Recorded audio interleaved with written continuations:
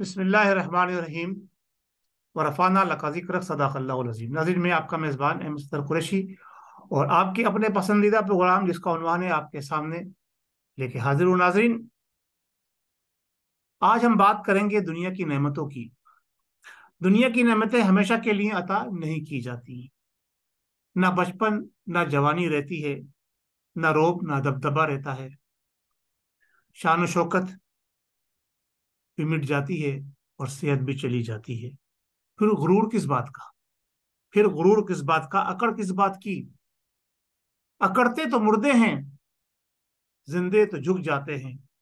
رکوع میں جاتے ہیں، سجدے میں جاتے ہیں اور پھر کھڑے ہو جاتے ہیں، پھر اٹھ کر کھڑے ہو جاتے ہیں اور بلند مقام و مرتبہ پاتے ہیں۔ ناظرین، آج کا میرا پیغام جو ہے وہ ہمارے موجودہ حکمرانوں اور موجودہ ہمارے اسٹیبلشمنٹ کے ذمہ داروں، عدلیہ کے اعلی ذمہ داروں اور بالخصوص بڑے بڑے زوما، بڑے بڑے مذہبی اسکالر، سیاستدان، الغرض کے ہر طبقہ فکر کے اس فکر اندیز انسان کے لیے جو فکر بھی کرتا ہے، سوچتا بھی ہے اور کچھ ڈلیور بھی کرنا چاہتا ہے اپنے مذہب کے لیے، اپنی قوم کے لیے، اپنے ملک کے لیے، اپنے وطن کے لیے، اپنی آل اولاد کے لیے اور اپنے قربدار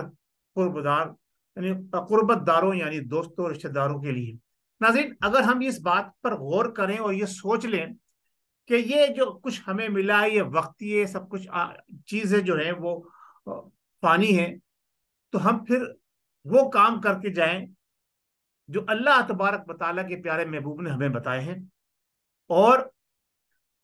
جو ہماری ابدی زندگی ہے اس زندگی کی خوشیاں حاصل کرنے کے لیے، اس زندگی کے اندر ایک بڑا بلند مقام حاصل کرنے کے لیے ہم جدوجہد کریں۔ ناظرین، آپ نے دیکھا جو ہمارے حکمران ہیں، پہلے ایک سیاسی جماعت کی حکمرانی رہی، پھر وہ چلی گئی، دوسری سیاسی جماعت کی حکمرانی آئی، اس کا بھی اقتدار چلا گیا، اس کا بھی روب دبدبا چلا گیا، پھر ایک کافی عرصے بعد ایک نئی جماعت کو اقتدار سونپا گیا، اس کو پروان چڑھایا گیا، اس کو جناب علی خون پلا کر جوانوں کا سینچا گیا، اور جب اس کو اقتدار ملا تو اس میں بھی پھر اکڑ آ گئی، اور اس کے بعد کیا ہوا کہ 3.5 اور 4 سال کے عرصے کے اندر اقتدار سے فارغ ہو گئے۔ آج وہی لوگ جو کل تک فرعون بنے بیٹھے تھے، آج وہی لوگ گڑ گڑا رہے ہیں۔ پہلے کہتے ہیں ہم سلوٹ نہیں کریں گے، پہلے کہتے ہیں ہم سلام نہیں کریں گے، ہم کسی کو باس نہیں کہیں گے، اب پھر جناب علی آ گئے ہیں اپنی اصلیت کے اوپر۔ تو کیا ہمیں یہ بات سمجھ نہیں آ رہی کہ جو کچھ بھی ہمیں ملا ہے، جو نعمتیں ہمیں ملی ہیں، اس پر اللہ تبارک و تعالیٰ کا شکر ادا کر کے وہ کام کریں جو اللہ تبارک و تعالیٰ کے بتائے ہوئے راستے پہ چلنے والے اولیاء اللہ، بزرگان دین اور بڑے بڑے سپہ سالاروں نے، جس میں میں اگر نام لوں گا تو ایک بہت طویل فہرست ہے، لیکن مختصر سی بات کرتے ہوئے آج کے دور حاضر کے نوجوانوں کو اس طرف توجہ دلانے کے لیے یہ صرف بات کر رہا ہوں کہ سلطان صلاح الدین ایوبی، محمود غزنوی اور محمد بن قاسم جیسے نوجوان 17 سال کی مثالیں موجود ہیں ہمارے سامنے۔ اگر ہم بات کریں گے خلفائے راشدین کے زمانے کی، نبی کریم صلی اللہ علیہ وسلم کے زمانے کی، تو وہ خاص لوگ تھے، ان کا مقام اور ان کے مرتبے کی تو بات بہت اعلیٰ ہے، لیکن یہ چند مثالیں جو میں نے آپ کے سامنے دی ہیں یہ آج کے دور کی ہیں، اور اس کے بعد کی 1-2 مثال اور دوں گا جو ہمارے دور کی ہیں، یعنی ہمارے دور سے مراد یہ کہ میرے وطن پاکستان کی ہیں ذوالفقار علی بھٹو۔ جیسا بھی تھا، لیکن آج ہر شخص کی زبان پر، چاہے دشمن ہو چاہے دوست ہو، چاہے پیپلز پارٹی سے تعلق رکھتا ہو، شہید کہتا ہے اس کو، شہید کہتا ہے، شہید، کیونکہ اس نے اللہ اس کے رسول کی رضا حاصل کرنے کے لیے وہ کام کیا جو اس کو تختہ دار تک لے گیا، یعنی پاکستان کو اسلامی جمہوریہ پاکستان کا نام دے گیا، قادیانیوں کو اقلیت قرار دے دیا، اور سپریم لا پاکستان کا قرآن و سنت ہوگا، اور پاکستان کو ایک آئین دے گیا۔ اس کی سب پاداش کے اندر اس کے ساتھ جو ہوا وہ آپ کے سامنے۔ اس کے برعکس آپ دیکھ لیجئے، جس نے اس کو سزائے موت دلوائی، جو اس کا محرک بنا، ضیاء الحق، جس نے دین کی خدمت کی بڑی، او اللہ اکبر اللہ اکبر، ٹکٹکی باندھ کے لوگوں کوڑے لگائے اسلامی ریاست کے تصور کے طور کے اوپر، جناب علی میں اسلام لا رہا ہوں، کہاں سے لا رہا تھا؟ اوقاف سے لینے گیا، لیکن وہ لا نہیں سکا۔ ہاں، یہ بات سامنے ضرور آئی کھل کے کہ اس نے سری لنکا میں جا کر اپنی بیٹی کی صحت کے لیے مندر کی گھنٹیاں بجا دی۔ نعوذ باللہ، اللہ تعالیٰ معاف فرمائے۔ یہ ایسے پکے مومن تھے جو مسلمانوں نے پاکستان کے لیے ایک عبرت کا نشان ہونا چاہیے کہ جناب علی، مسلمانوں نے پاکستان کو، اپنے وطن کے باسیوں کو تو کہہ رہے جی ہم اسلام لا رہے ہیں، خود جا کے اللہ تبارک و تعالیٰ کی ذات کو چھوڑ کر جناب علی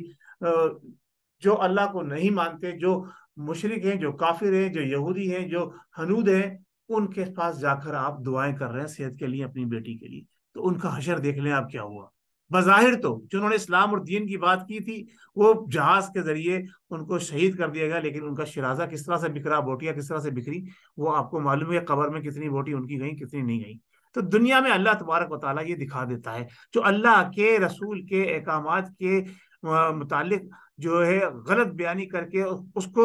اپنے اقتدار کا، اس کو اپنے منصب اور مرتبے کو بلند کرنے کا جو ہے وہ طریقہ کار اختیار کرتا ہے، اس کے لیے یہ نشانی سامنے آتی ہے۔ اب یہی حال اب جو ہے ہمارے موجودہ سابق موجودہ اور کہتے ہیں اپوزیشن لیڈر کہہ لیں ان کو، یا سابقہ وزیر اعظم کہہ لیں عمران نیازی صاحب، ان کو اقتدار ملا، ان کو ایک منزل ملی، ان کو ایک مقام ملا، ان کو سپورٹ ملی، اداروں کی سپورٹ اس سے بہتر، اس سے زیادہ کبھی کسی کو نہیں ملی، عدلیہ کی سپورٹ اس سے زیادہ کسی حکمران کو نہیں ملی، اور پھر عوام کی سپورٹ بھی ملی۔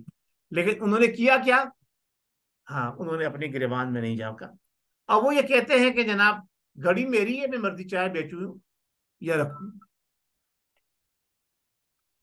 اس کے ساتھ ساتھ وہ یہ بھی کہتے ہیں، جیسے وہ انٹیا کہتی ہے نا، میرا جسم میری مرضی، میرا جسم میری مرضی، میری گھڑی میری مرضی، یعنی آپ چوری اور اوپر سے سینہ زوری، یہ سارا کام جب آپ کریں گے تو پھر آپ کے ساتھ کیا ہوگا؟ آپ تو اللہ کو مانتے نہیں تھے، پھر آپ مدینے کی ریاست کا تصور لے کر آ گئے، چلو ہم نے کہا بدلہ رائے راست پر آ گیا، لیکن چراغ تلے اندھیرا رہا۔ اپنے گھر کے اندر جناب علی خاتون خانہ، پتہ نہیں وہ اصلی بھی تھی یا نقلی تھی، وہ نکاح ہوا بھی کہ نہیں ہوا، کیونکہ جب عمرے پہ گئے تو سوشل میڈیا نے یہ بتایا کہ جناب علی ان کے نام کے ساتھ خاور بانی کا لکھا ہوا تھا۔ بس اللہ بہتر جانتا ہے، ہم اس پہ بحث نہیں کرتے۔ بہرحال خاتون خانہ جو تھی ان کے گھر کے اندر، انہوں نے جو گل کھلائے اپنے دوستوں کے ساتھ مل کے، جو منظر عام پر سوشل میڈیا پہ بڑے بڑے دعوے آ رہے ہیں جناب علی، اور گھڑی کے حوالے سے۔ اب ایک طرف نیازی صاحب کہتے ہیں پوری قوم کو گھڑی پہ لگا کر جناب علی حکومت نے ملک کا دیوالیہ نکال دیا، اور اب کوئی پوچھنے والا نہیں، میڈیا خاموش ہے۔ جناب آپ کام ہی ایسے کر کے گئے تھے، جو درخت آپ نے بویا تھا، ظاہر سی بات ہے اس کا پھل تو عوام کو کاٹنا پڑے گا۔ جو آپ نے ملک کی معیشت کے ساتھ ڈھونگ رچایا تھا اور جو اس کو تباہ و برباد کیا تھا، آپ کے بڑے قدر اور بڑے چیمپئن جو آپ کی ٹیم تھی، 200 افراد کی معیشت کو سنبھالنے والی، ہر چوتھے روز جو آپ وزیر خزانہ بدلتے رہے، جو آپ نے حشر کیا وہ آپ کے سامنے، اور سب سے بڑا جو آپ ہمیں تحفہ دے کے گئے پاکستانی قوم کو، جس کے بعد سارے آنے والے وزیر خزانہ جو بھی کوئی آئیں گے ان کے ہاتھ پیر کٹے ہوئے، آپ اپنا state bank of Pakistan world bank کے حوالے کر کے چلے گئے۔ ناظرین، اب ہمیں دیکھنا یہ ہے کہ ہم کہاں کھڑے ہوئے ہیں، اور موجودہ حکومت کیا کرتی ہے ملک کو اس دلدل سے نکالنے کے لیے۔ میرا اس بات پر پختہ یقین ہے کہ ہمارے ادارے، خاص طور سے دیکھیں، ادارے ملک کی جان ہوتی ہے، ملک کی آن ہوتی ہے، ملک کی شان ہوتی ہے، ملک کی پہچان ہوتی ہے، ملک کی دفاعی لائن کی فرنٹ لائن ہوتی ہے، تو وہ کبھی یہ نہیں چاہیں گے کہ ہمارا ملک دیوالیہ ہو جائے۔ تو آئیے ہم مل کے اداروں کو مضبوط کریں، اور اداروں کے ساتھ حکومت کو مضبوط کریں، اور حکومت کے ساتھ عدلیہ سے انصاف کے تقاضوں کو پورا کرانے کے لیے اپنا اہم کردار ادا کریں، کہ چور، لٹیرے، ڈاکو، رہزن، چاہے وہ کسی بھی صورت میں ہو، مذہبی جماعت کے لیڈر ہوں، سیاسی جماعت کے لیڈر ہوں، عسکری اداروں کے لیڈر ہوں، کوئی بھی ہوں، ان کو کیفر کردار تک پہنچانے کے لیے اس حکومت نے کردار ادا کرنا ہوگا، اور ہمارے نیو موجودہ آرمی چیف کو اس میں ان کو بالکل بھرپور سپورٹ کرنی چاہیے۔ بہت شکریہ، السلام علیکم ورحمۃ اللہ وبرکاتہ۔ پاکستان زندہ باد۔